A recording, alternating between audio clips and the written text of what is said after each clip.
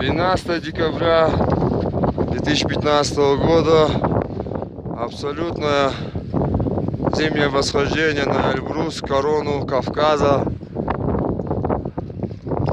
Начал он с той горы ночью и прибежал сюда наш мальчик Рафаэль Рамазанов, капитан сборной Северной Осетии по скайранингу. Но как у этнического лезгина у него сегодня особое событие. Впервые будет водружаться лезгинский национальный флаг. Впервые. И впервые он водружается на высочайшую точку Европы и России.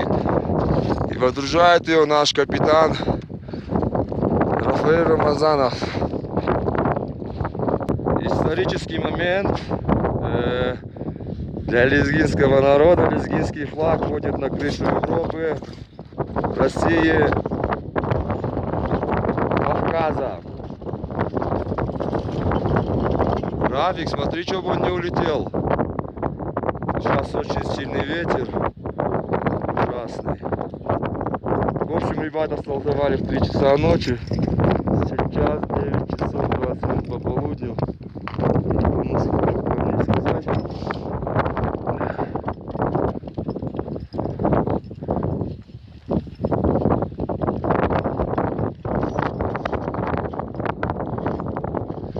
Держи рукой обязательно.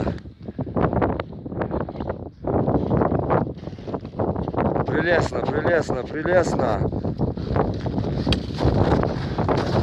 Смотри, что он не улетел. Держишь? Растяни его. Растяни, растяни, как голландский растягивай, всю жизнь теперь лезгинский. Нормально. Держи его. Ветер.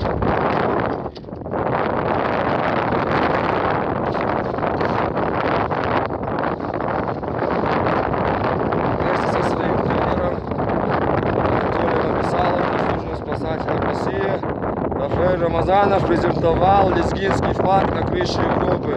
Рафик, везучий ты парень, который удачно